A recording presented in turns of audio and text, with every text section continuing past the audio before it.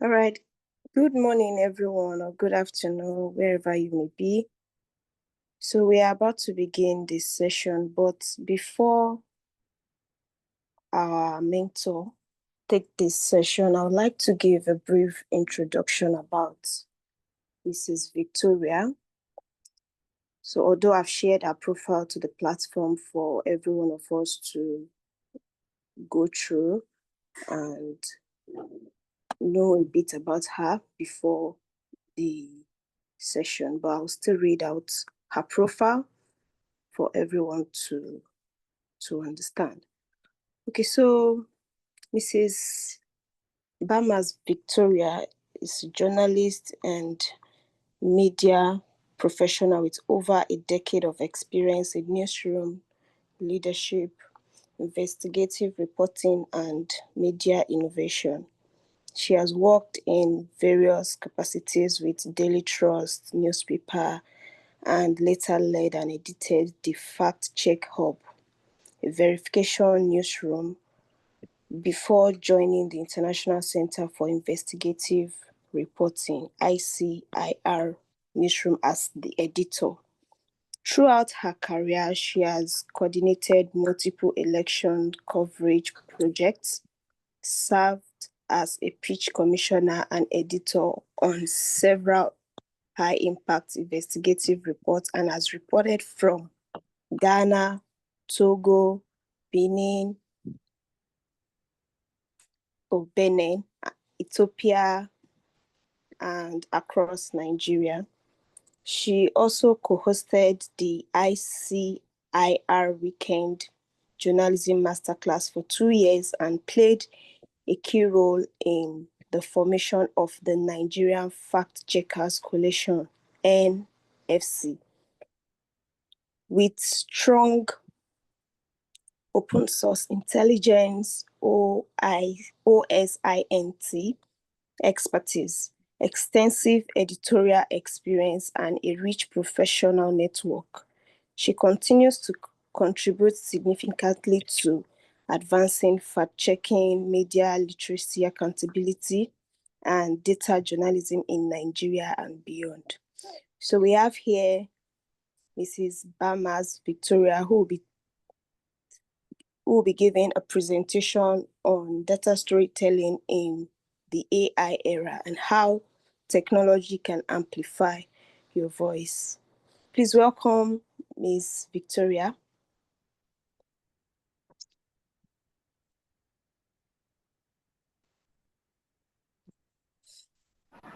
Thank you All very right. much. I was Yes. trying to share my screen. Can you see my Okay. screen now? Oh, Yes, okay. ma'am. Yes, you Yes, can we see the can. screen. So I shared the entire screen. So I am echoing. I don't know if I'm bouncing back.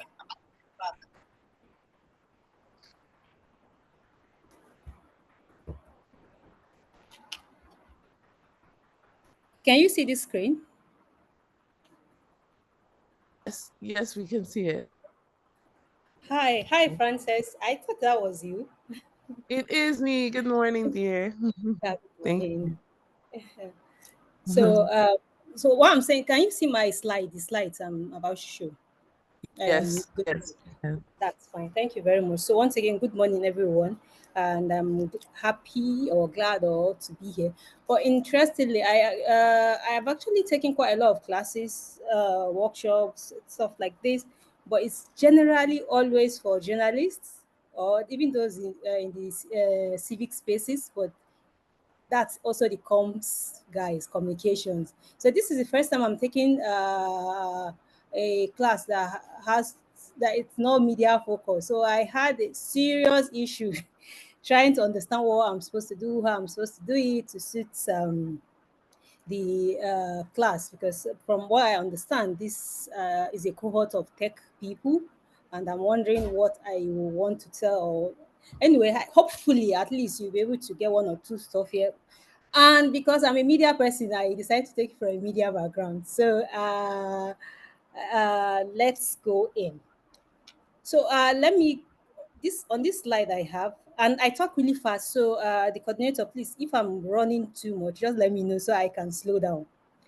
So, uh, So basically, the topic is storytelling in the era, in the AI era, how tech can amplify your voice. So what I'm doing is the media perspective, or at least from my years of experience. I've worked for quite a number of newsrooms, and some of those capacity wherever a lot of time I am part of the group or team, or leading the team that will try to amplify stories. Because currently where I work is the International Center for Investigative Reporting, and we do a lot of long form reporting.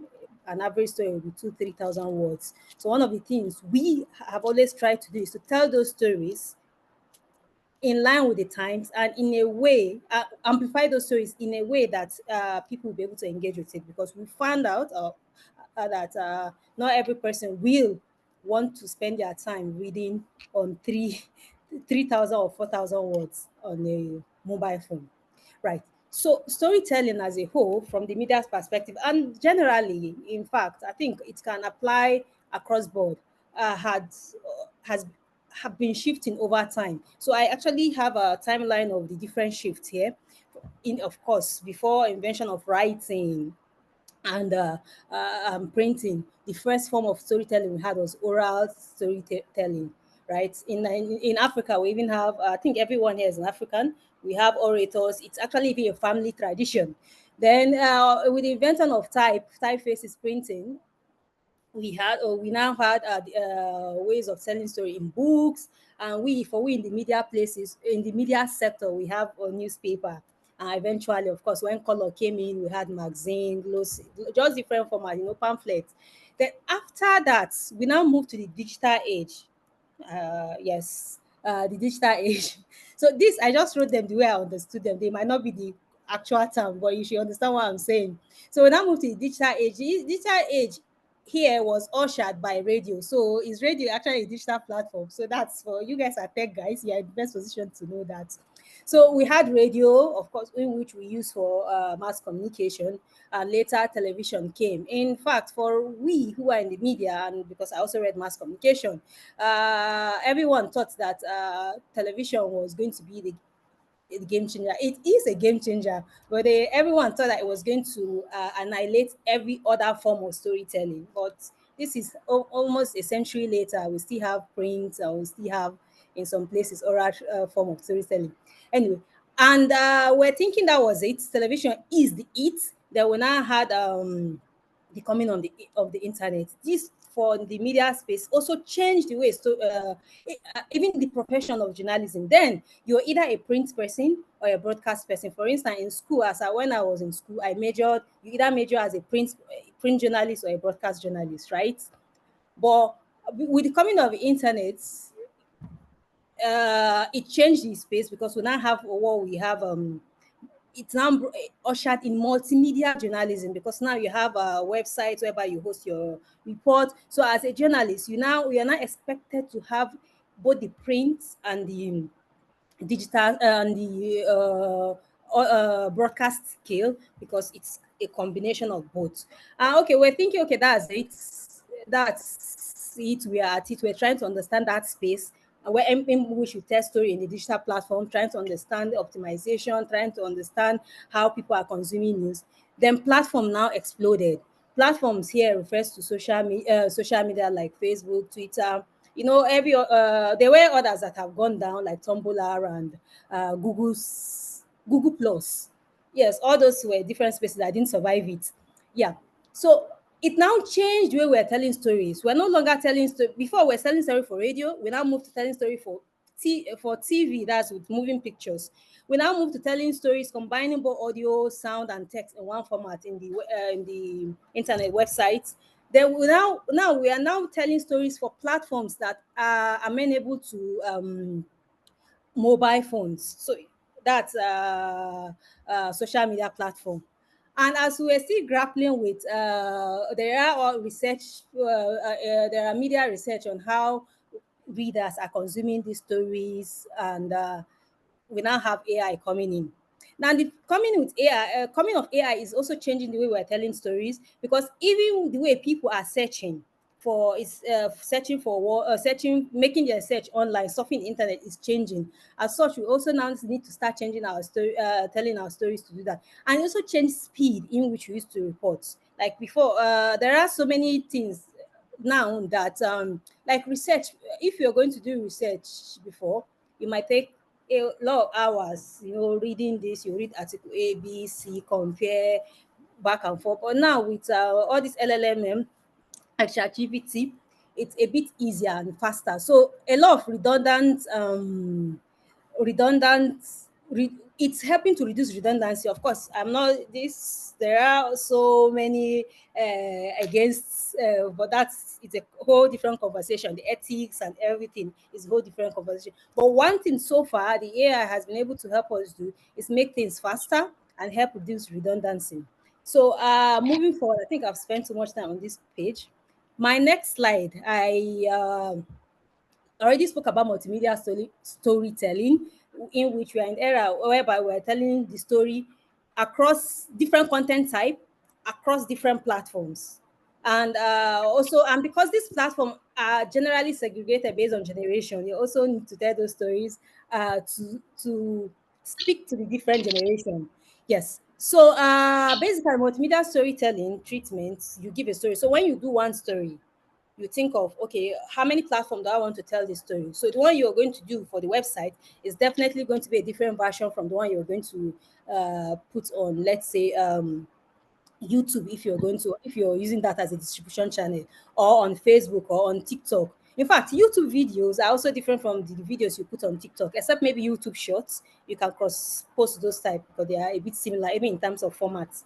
So basically, multimedia storytelling is distributing content using two or more media formats. We've spoken about different media formats, and I wrote different underneath it different elements of multimedia storytelling: music, audio, sound, graphics, photos, interactivity. That's important. I think I have a slide on interactivity.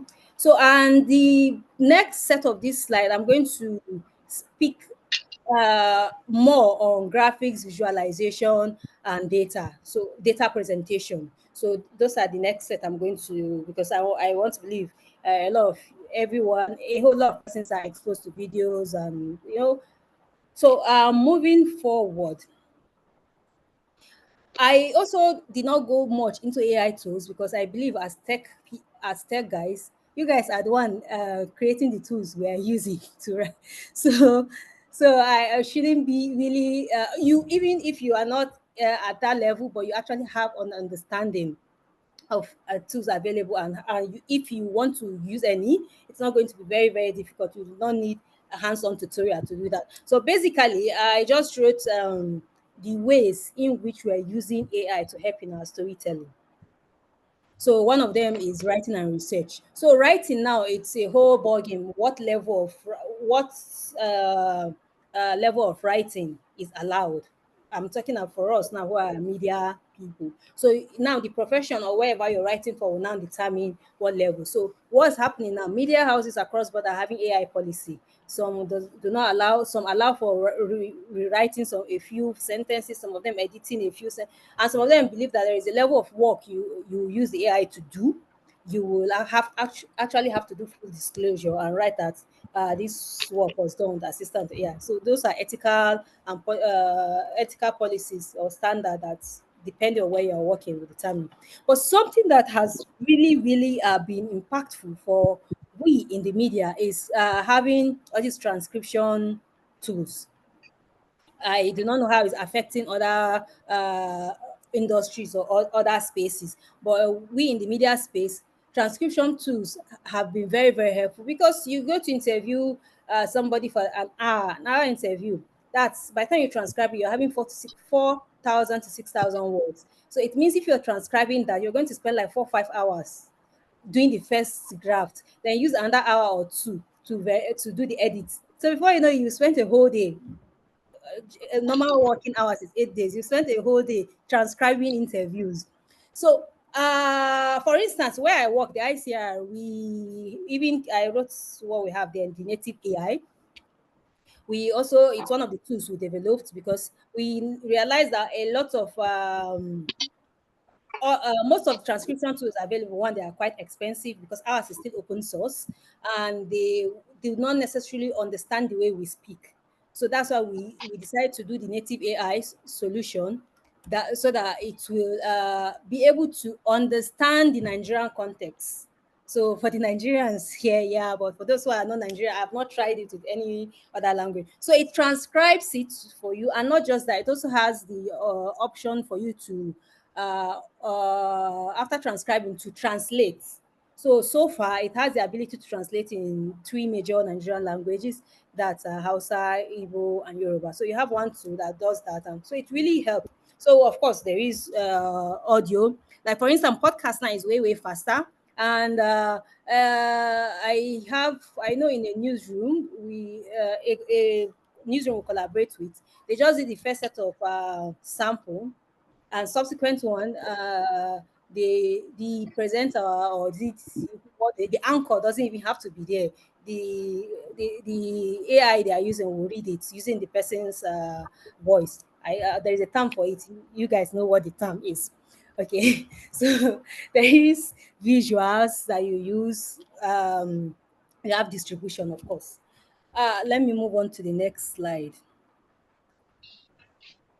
So, like I said, I'm going to focus on visualization as a form of storytelling, and I'm going to explain different types and how you can use it to tell your stories. Because I think I went through some profiles and I noticed some persons are doing research. I think I saw something about, is it cancer?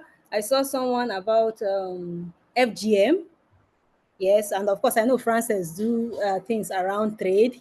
So, and trade is a business reporting is because in the media, people who deal with people like Francis will be people who report business.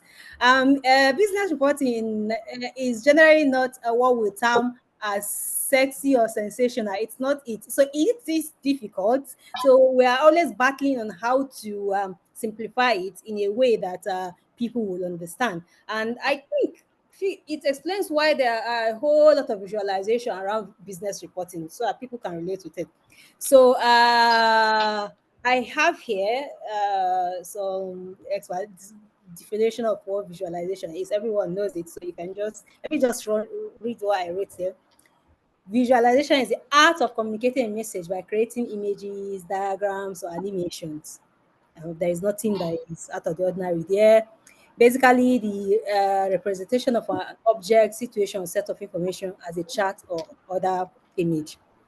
I have different types of visualization, product, data, but that's just an example. We are just me and me. Oh my conduct in irritate. The focus, it's not for this class, so just have that in mind. So a subset of visualization we have is infographics, and I believe everyone here have, of course, interacted or come across an infographic at one point or the other. And infographics here are graphical visual representation of information, data, knowledge, intended to present information quickly and clearly. So the key thing here is to present information very quick and very clear. So no points. I think that's self-explanatory. So why use infographics? So I'm going to show the next slide, and I think I will want maybe response, or if anyone wants to speak, or maybe just type in the chat box what you think about it. Then this will lead to the why we use infographics. So this. For those who are non-Nigerian, it might be a bit, you might not have enough context to understand it, but still, it should give you. So look at this. When we published this, it went really viral, and it generated quite a lot of reaction. And this was done, we've done this after we did an investigative report that has like about 3,000 words.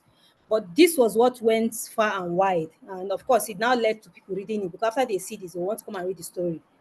So I don't know. Now the question I want to ask is, looking at this, why will you think this something like this will go viral? Or what do you notice about it? Now, because I'm sharing my screen, I can't see. I'm sharing the entire screen. So I wouldn't know if anyone is writing. I don't Is there anyone that wants to write something or say something? Hey, Sorry, okay. I can't see your screen. Just a heads up. I don't Oh, know if all it's just right. Oh, you've not been seeing my screen all this while? yeah. Yeah, I haven't been able to see it recently. But can you see Yeah. it now? No, I can't see it now. It Whoa, and I've been talking since. Ah, And I was glossing over some stuff, thinking you can see. Admin, can you see my screen? Let me change what I'm sharing. Let me see this. No, ma, I can't see your screen as well. But there was, You should have I said think, so. So since I've been talking without the screen. Hey, okay, I thought you wanted to give like an intro no, first no, before sharing. no. And that's Yes, why I it's actually showing wanted now. explaining a lot of stuff, because they are already written. I just expect that you just read. Hmm. So is it better now? Yes, we can see All now. right. So um yes. So I was let me just backtrack a minute or so. So I said, why use infographics? So I'm sharing this. I think it's not showing anymore. I can't see it now. Okay. Entire screen window. Start sharing. Can you see it now? Yes, we can see it now. yes. Still now? Yes, we can see now. Okay, let me try do something else. What of now? Can you see it? Yes, we can still see it.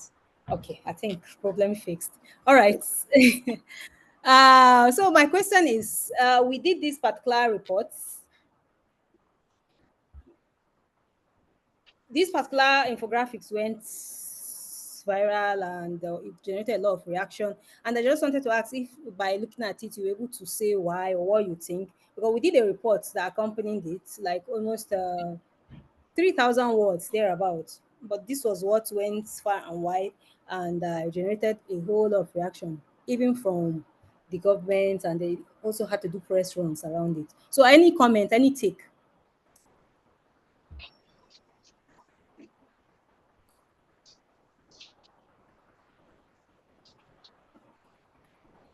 No, I want to bear the cats.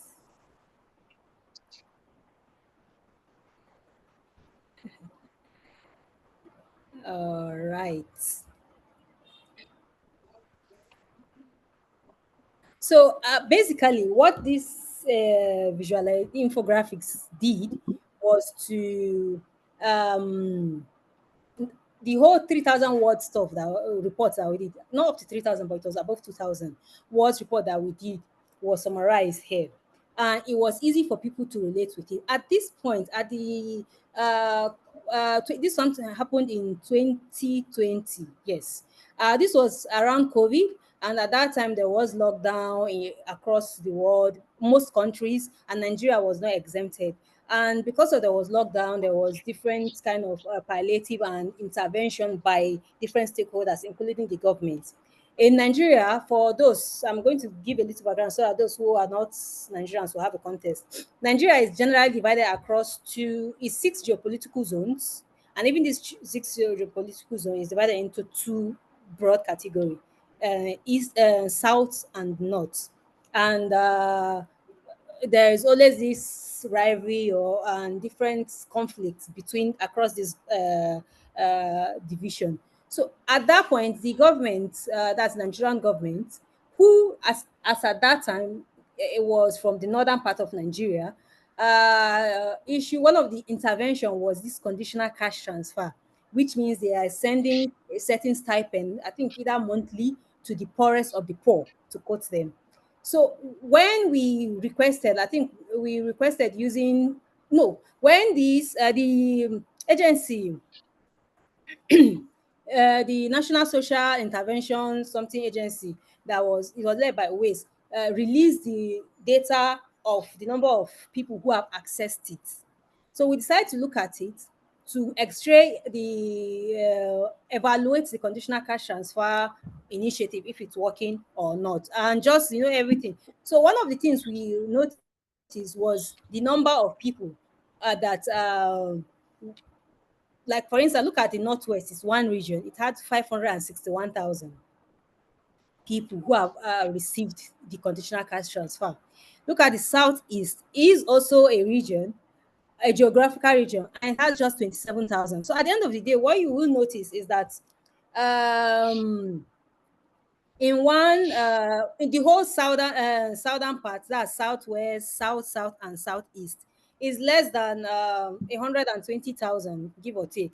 Whereas just check the northwest, just northwest alone, triples or quadruples just the south. So you can see how in a country that is divided across ethnic lines, religious lines, and have a president who is a certain certain ethnicity and certain religion, will cause a whole lot of attention. So generally, if we had not done this for people to see, very few persons will have gone through, read that almost 3,000 word report and get it. But this actually generated quite a lot of traction, and the director general or executive secretary, depending on what they call her, had to do media runs, to explain, because this one is just an aside. I don't know what was with Nigerian officials, government officials. You reach them for comments or this, they would just not respond. And all these things would, if they had responded when we reached out for comments,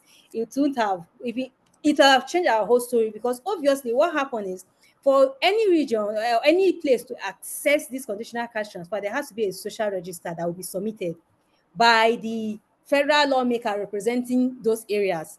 So it means if the Southeast region has not been getting, it means their lawmakers have not submitted those social register that they will use. So the person to blame is not the government, and it's not bias or marginalization by the government, as this chart will show, but it's more of a uh, negligence on the part of the lawmakers. Well, unfortunately, we worked with what the data has, and it created that kind of reaction.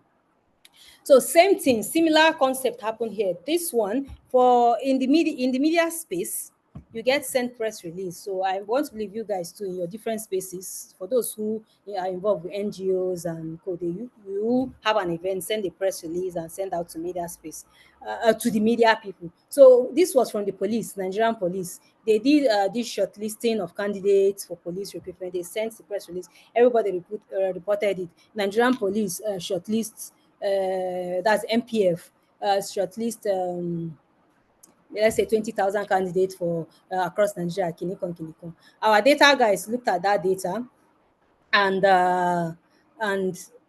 they decided to bring out the numbers, and using this a similar format to the previous one, and presented it like this. This, in fact, even the police guys still had to even react to it, right? Because this is data they released. They didn't expect that we will interact with it like this, and we presented this, and it caused quite a lot of reaction. So there were so many questions. Why is one region having more persons shortlisted than the other? Why is Southeast, for instance, having 1,500, and a place like North Central was going to have like 12,000? So this started a whole lot of conversation across, what do you call it, those morning shows and what have you. Everybody like, oh, why the low trust, not trust, back and forth, this, but basically a normal routine news presser, because of the way we're able to interact to tell our story, has helped. And something else that we do now is, like for instance, try to check patterns across board. So if, let's say, you're a reporter, you're reporting the police, at the end of every day or every other day, you receive a presser from them. So we had this, she's no longer our staff, she's left for school. In one of those, what she did was to take all the different pressers she has received in, like, let's say, the last 3 6 months, and put it on one of these, I think it was Gemini she used, or ChatGPT, I can't recall. And she run it through to, of course, get it prompt, trying to check trends, trying to check. So, and one thing she now noticed is that for those pressers, one trend that is missing is age. For that of the FCT police when they release it. And this is quite, it means when they write something to do with criminals, anything, or arrest, they never put age. And this is quite important because the Nigerian police force has always been accused of underage, like, yes, arrest, treating minors in a way that they shouldn't be. So imagine now you now have the police force always sending out these pressers with arrest without putting age. It calls the question, what are they hiding, right? So this was because this is something that maybe it will have been difficult for us to see, but because someone ran an analysis using one of these AI tools, it was really, really easy. So basically, what I have just explained is why use infographics. Like, it's at a glance gives a quick. Hope you can still see my slide. Yes, we can. All right. At a glance, gives a quick overview of a topic, help to simplify a complex concept, help to show relationship easily. So those are just some of the reasons. So the next series of slides, don't worry, they are very fast. Are just different types of infographics, type of infographic visualization, how to use them, and so one of the first one I have is a timeline infographic. This is self-explanatory. It's something that the for the timeline infographic, any data you want to present using it, it must be chronological. One thing will lead to the other. One thing will lead to the other. So anytime you want to use this, it has to be something chronological. That's the best time to use it. Then we now have this list-based infographics. Now, this, of course, is just anything that's, let's say, cannot work in the chronological line. You can use it for list. This one was something we also did that got us a lot of. That's a visualization I have there. At the peak of the Nigerian election, there was the Nigerian president was all accused. Oh, he's a drug lord, not a drug lord, convicted, not convicted, back and forth. So there was this court document that was released, and it was a whole lot. So if anyone have seen a court document, a whole lot of pages. Not everybody we read that on the. We have the patience to read it. So what we just did was to extract all the different things he was said to have done or he was convicted of, and wrote them down, 1, 2, 3, 4, 5. And this was crazy. This was the reaction, and even I don't want to use the word backlash because we're getting calls, getting, hey, you shouldn't have done it, oh, are we right to have done anyway. And this is something that was already in the public space that has been discussed, but it was now easier, compress it and everybody could see. So another form of infographics is comparison infographic. This is actually quite important, which when you want to show the relationship between one thing to the other. Just today, this morning, I was on Twitter and somebody tweeted that, oh, the motorcycle, I don't know what they call it in other country, Okada, motorcycle, uh, machine, yeah, that's because of the current government has been doing very fantastic policies, has been implementing very fantastic policy. It used to be 1.3 million and now it's 750,000. Now, this looks like something like a very, very great achievement. But somebody now decided to compare when this, I think when this government took over, or is it when this party took over, to when to now, and it was like 150,000. So you put, okay, when your party came to power, it was 150,000. When your own government came to power, where you guys now you're saying 750,000, we're still not where we are coming from. So even though it's a good one, it's not a massive one. So this is what comparison helps. It helps put things in context. And for you to use comparison as a method, you have to have at least a minimum of two variables. Then this data visualization infographics. Now these are charts. These are generally used when you have a whole lot of data and you're working with a lot of data. This is very familiar with everybody. Students use it a lot. In researchers, it's you use bar chart, pie chart, histogram. right, and things like that. So when you do surveys too, it's this is one of the is one you fall back on. Then we now have the process infographics that from like the name, something it's similar to the chronological infographics. Sorry, timeline infographics, but this one shows how something works. And why this is a bit different is that sometimes when you have step one, step two can have two or three uh, versions. So you can either do A, B, or C. Then you move at this stage, you move to this, you move to that. So that's the bit a slight difference between the process infographics and the timeline infographics. Then flowcharts. Now, flowchart is like an advanced process infographics. It shows how one thing relates to another, and it's a situation whereby there are so many outs. It's not just one straightforward. Like if this happens, this will happen. If this happens, this can happen. There are so many parts that needs to be connected. So that's when you use a flow chart infographics. So all these infographics I have spoken about can also be, oh, I did a video format example. It's not here. So all of them, the process, timeline, what have you, can do the video format version. Yes, so that's actually, and there are multiple AI tools. Let me see, did I write? Yes, AI tools that you use. Like, for instance, Bytable works. And another one I like Lumen 5, for instance. Sometimes when we do those 3,000 word stories, you don't even need to go and start writing it into bite size. You just take your URL of your reports after it's been published, put it on Lumen 5. Did I write Lumen 5 here? Yes, I did. Put it on Lumen 5, and it will automatically tell it you want it for a minute or 2 minutes. Automatically summarize everything for you to 1 minute video. Get your photos, get relevant photos, get relevant music, relevant everything, and just do it for you. So it's just for you to look at the whole work and not change. Oh no, I don't have copyright for this photo, or this photo is not appropriate. I change it. This is something that before would require whole lot of time to do it, but that's not the case. So I will have asked what are here. I just have the different. I'm very sure because I saw data analysts and in the cohort. So I know Infogram, Pictochart, Data Wrapper, Venngage, Power BI, and Flourish. I think I didn't write Tableau here. Things that a lot of you are familiar with.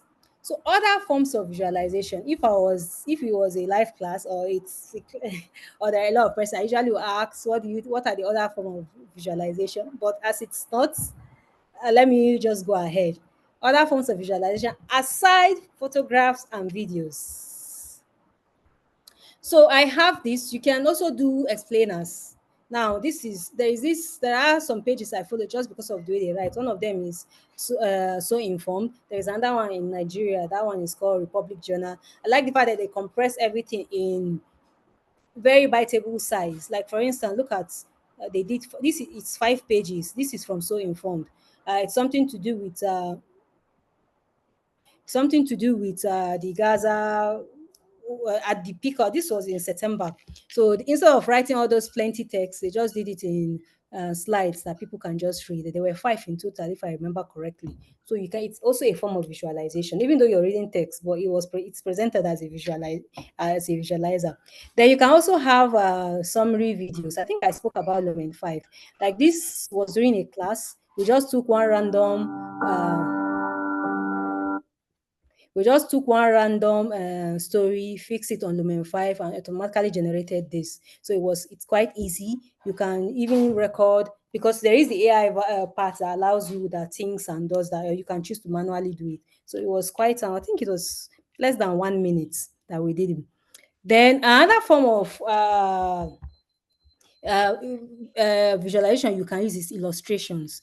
This now too, if it's before when I did this was in 2020. Now all these generative AI were not as advanced as they are now, and some of them were not even in existence as at then. So when I did a report around kidnapping, I was trying to map out to see if there were patterns. So I was speaking to different persons who were victims of kidnapping in different locations in Nigeria. So of course, that kind of incident is not an incident that lends itself to photos. No one say, "Oh, there are kidnappers. Let me go and start taking photos." So what I did was to get an illustrator who drew it. Here was a guy that was kidnapped at his house in Benue. That's what they were illustrated. So, but now I did a story recently, that was earlier this year, and instead of using an illustrator, because there were like four or five, I paid for each. I used yes, it was ChatGPT to generate, or I gave it the prompt of all the ones that I wanted, and I know I didn't use the illustrator, and I didn't have to pay, so I just paid myself, and I used it to do. That's for one story I did. I generated four photos, but it wasn't as straightforward and easy because there were some specific things I wanted. So sometimes you give it prompt, it soon you have to come back and write your prompt to say it before it will get. So another things you can use is maps. Like what I did, this was also in a report, the kidnapping report. I wanted to show distance between is the same guy in that in this illustration. So basically, after discussing with him and checking everything, we discovered he was kidnapped at one local government. He was held in another local government. For others, I don't know who are not Nigerians. Local governments, maybe districts, county, yeah, something like that. Anyway, so he was held at one place. By the time he was finally released, it was a different place. So basically, he moved from three local governments just within the period of kidnapping and have different. So what I did with this map was to show, because if you're writing, people will not might not necessarily understand. I wanted to show how long you would take from one move from one place to the other. That's what I did with that.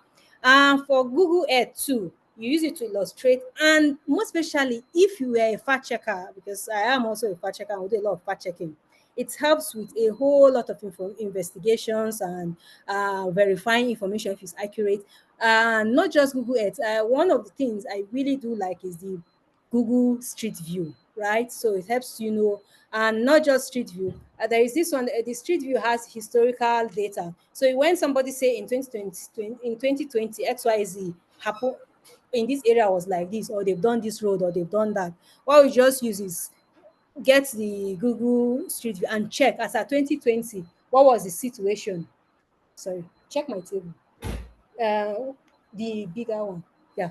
What was the situation at that particular point? And so that's Google Earth. And finally, no, not finally, you can also use quotes if you have, and it's a form of storytelling. You have your very lengthy research you've done, or yes. Or paper you've written. So you want to bring out code so that it will be very easy. So if it's before, after you've done the 6,000 words that you've done for an hour or 4,000, you have to start thinking, oh, this place looks fine, that place looks strong. Now you just put it in any of those generative AI things and tell it that give me 10 strong codes that should be highlighted. It will just help you bring it.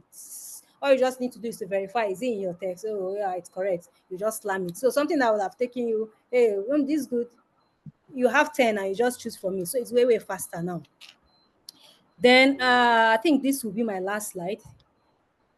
uh some I've interactive storytelling and visualization. Of course, for since you guys are tech guys, you probably have done Power BI, which is the data aspect, Flourish and Tableau. They're all interactive data.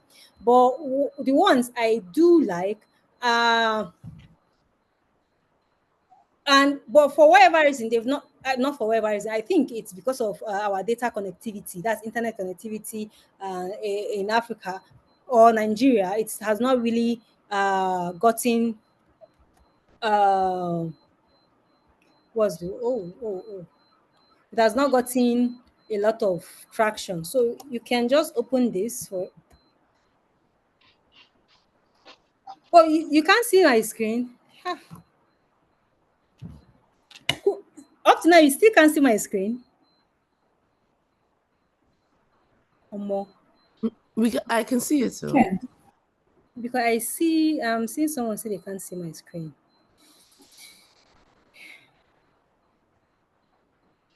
All right, so for instance, let me even change the screen. Stop sharing, share entire window. I want to share the window, entire screen. Yeah. want to go out.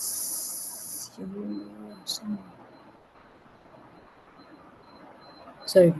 Okay. Can you see this? Can you see? I'm opening a BBC page. I don't know if anyone can see it. You can see it. Yes, we can. All right, thank you. A form of visualization that I really do like, I've shared the link. There were others, and in Nigeria, we've done a couple of them. There is another media house called Homangu. They've done a number of them, but I usually have back end access to it. I notice they don't do very well, so I believe it's probably because they are heavy and the connectivity and all of that. So it's probably unsafe. But in the West, for instance, where they have better internet and faster coverage and it's easier. So if you open this, you're going to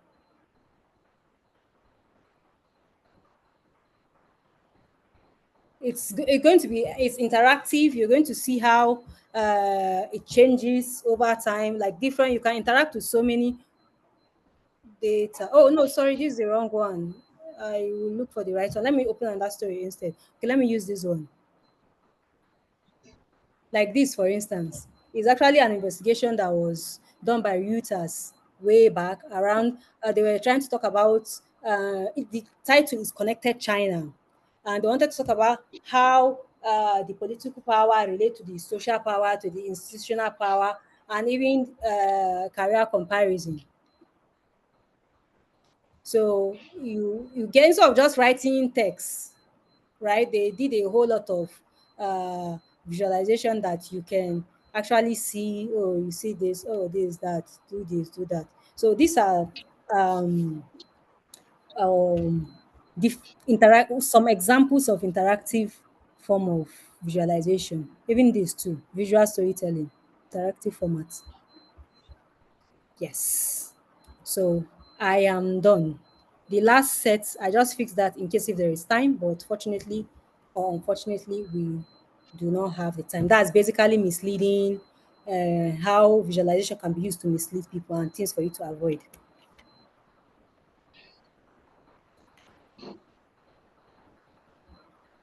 So, admin or coordinator, I am done. All right, thank you very much, Ma. It's so exciting, and then we enjoyed this session. So, please, who has questions, you can ask.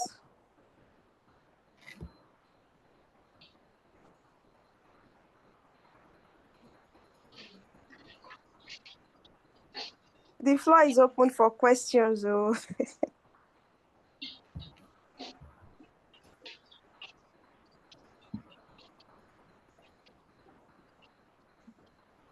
Hello? Yeah, Yes. we can hear you. Please go ahead. Okay, great. Thank you so much for the presentation. It was really interesting and fascinating. I was curious about your thoughts on data collection and yeah, I was curious about your thoughts on data collection in recent days and in recent eras, especially in Nigeria with regards to various kinds of, I guess, like more like data collection on newer to support newer forms of question asking. So like, for example, gender desegregated data collection. So because in trade right now, we're starting to develop a lot of like trade agreements and even trade protocols that are supporting women and youth in trade.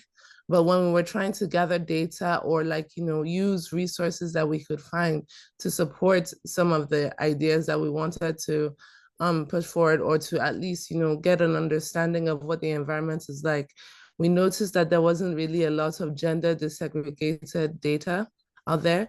So I was curious about your thoughts on like if that's something that you have seen increasing over time, a request for an interest in gathering, especially in Nigeria, or whether like, maybe other things, changes in like what kind of data you're collecting, whether that has happened over time. And then aside from that, I was also curious about the presentation of qualitative data and the analysis of qualitative data, because I personally like have often found it easier at times to present quantitative data, you know, in terms of when, especially when you're looking at data visualization and you're trying to gather and bring people into like a deeper conversation. But I'm not sure of like, I guess like techniques for data visualization as well as for data analysis for qualitative data, and whether you've seen any particular like tools, resources, or especially when it comes to AI, how it can help with regards to analyzing and presenting qualitative data. Thank you. All right, thank you. And so, yes, you're right. There is that of local data in Nigeria, and I want to believe in most other African countries too. So it's an issue. The data itself, getting the data is an issue. A lot of time we have to rely on data. Let's say use a Western data, then extrapolate it to the African context and the Nigerian context, and a lot of the data again we rely on data from all these international agencies like who. But there are more in the last 5 years. I know that there have been concerted effort to start generating local data in which that speak to our own local context of because it's just relatively new that this effort is there. So definitely you will it will still not we are still not where we are. But for and the other one again, even when this data is collected, right? Because a lot of them do not think of collecting this data in a way that you segregate it in terms of gender. And one of the things, because I did one, I'm part of the Report to Women Fellowship. One of basically what we do is try to do gender mainstreaming across, let's say, in our own space, which is the newsroom itself, where we have some form of control. Is because we realize that at the decision making stage, at the place where all these things are decided, there are few female or no female at all, and when men are making decisions, they make decisions based on their point of view. They never really think, oh, how will it affect women and stuff like that. So that is why it's impacting. So there are efforts to always do this sensitization across board. And like for instance, I've done gender mainstreaming across some newsroom, even in terms of reporting. When you want to speak to sources, you realize that you spoke to 10 doctors and the 10 of them are male. Is it that there are no experts? You spoke to victims and they are generally male. You need to start presenting that. So that's something that we're working on. And for the qualitative data, it's difficult to present qualitative data, but we because we are media people, we deal with qualitative information all the time, data. So one of the things we do, or one of the things is, if we want to, let's say, visualize it, is to we ascribe sentiment to it. So let's say, and as so, how many persons were in support? Of course, we didn't ask them, did you support yes or no? But let's say if there were accidents, people that based on what they've stated, people that believe that it was caused due to driver's negligence, and people that felt that no, it was act of God, or people that felt it was road. So it's sentiments that you describe. So if you're going to also now let's say analyze it using some of these AI tools, you have to determine what are the sentiments, what are those keywords, what are those buzzwords. It's not easy, but it's doable. What are those buzzwords you're going to let it? So whenever someone uses this, uses that, it falls under this sentiment. When it falls, so once you're done, you can now count the sentiment. Okay, 10 persons express such sentiment, so it's a yes, it's a no, it's a this. So you will not be able to present it. Then even after that, to ensure to help people understand that okay, this was not a yes or no, or this data was not collected in a quantitative way. That's where those quote cards and those kind of stuff help, depending on bringing out quotes. Okay, give an example of the sentiments that express the driver where was at fault, the sentiment that express that it's the act of God, the sentiment. So you give like tips here and there. It helps. I hope I was able to answer your question. Yes, you were. Thank you so much.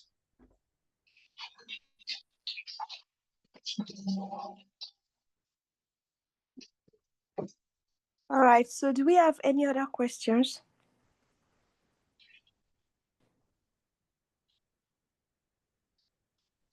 I actually have another one, but I wanted to give anyone like the floor in case other people had questions. Thank you. Okay, you can just ask your questions, so they will ask yours later. All right, thank you so much. Well, yeah, actually, your comments and your response, thank you, first of all, for all of them. It definitely helped me understand a bit more about what challenges you faced in terms of trying to get data and what sources you rely on for your organization. Yes, we face similar challenges in mine as well. And so, okay, so my curiosity was, okay, so I'm interested personally lately. I've been thinking about doing engaging in focus groups to gather data on like with regards to politics and like and doing and kind of like engaging in my own first person data collection and engagement for qualitative data, just to understand a little bit more about what people's general sentiments are like you mentioned, towards like the state of Nigeria, the state of business in the country, whether it is supportive towards business or not, whether it becomes supported over time, and and trying to get an understanding of where people are leaning towards when it comes to the next election.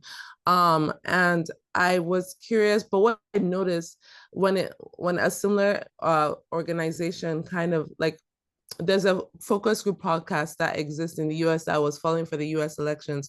And I noticed that when she was looking for information to gather, just kind of like that first point of call, getting access to like a bunch of people that would fit a specific group, that they could use their data to reach out to them and be like, okay, these people are all young people living in this part of the country. Here are like, here's their contact information. She could go to a particular organization for that to then conduct the survey or questionnaire. So that actually led me to wonder, like, do we have such similar organizations that have that can serve as the first point of call when you're trying to engage in surveys or questionnaires, or when you are trying to gather your own maybe original primary data?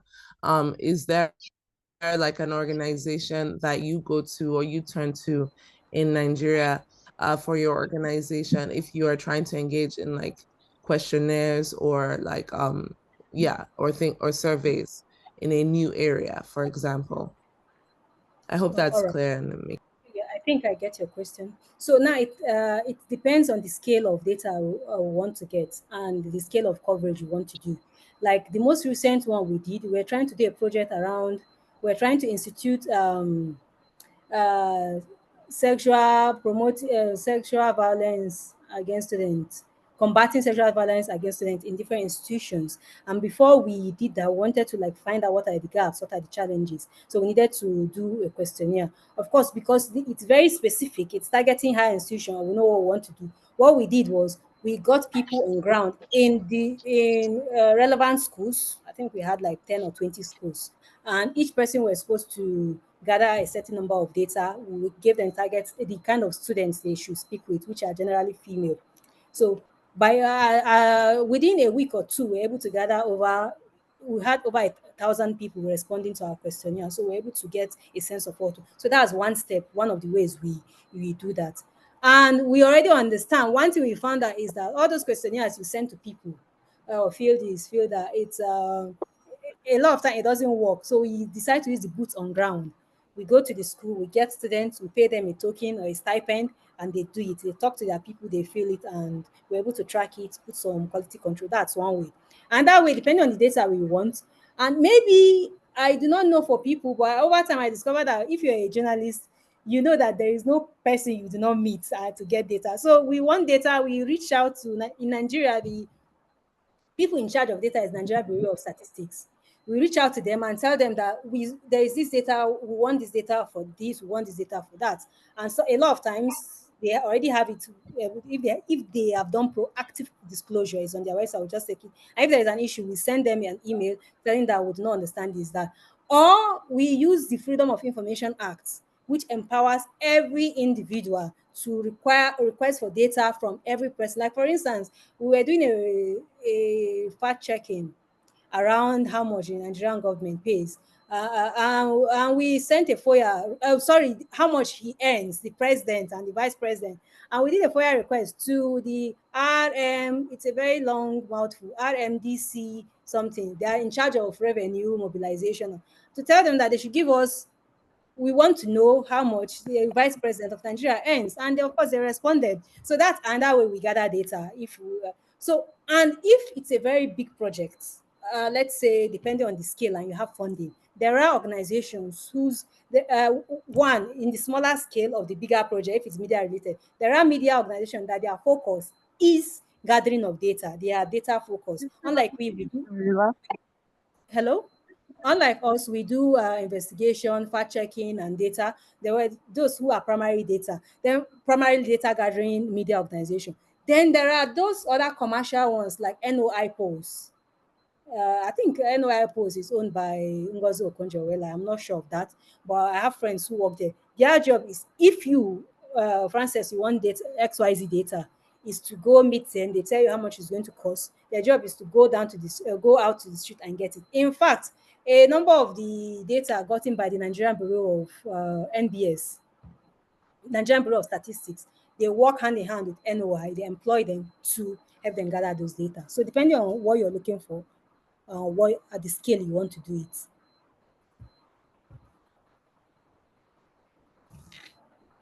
That was fascinating. Thank you so much. I really appreciate it.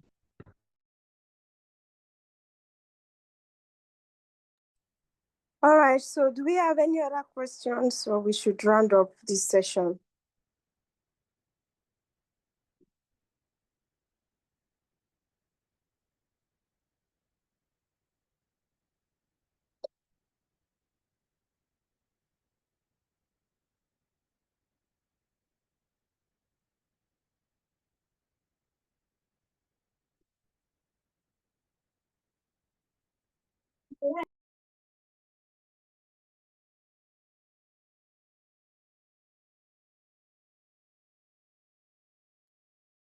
So I guess everyone is clear and we can conclude this session. So thank you so much, Ma, for your time and for sharing your insights with us today. We are truly grateful for the knowledge that you've passed. And on behalf of all the participants, thank you for making the learning experience engaging and impactful. And we hope to have you with us again in the future. Thank you so much, Ma.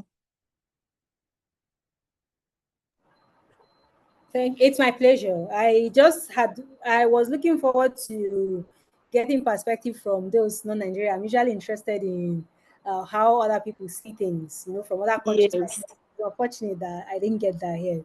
It's all right. That's fine. It was a pleasure. Thank you, Frances. Thank you, everyone. Thank you so much, Ma. So Sarafina, you don't have questions. Gloria, you don't have questions. Angela, she's in the...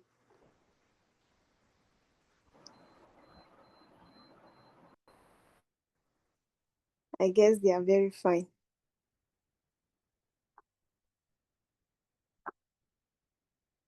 Yeah, all good for my end. It was a very insightful session. Thank you.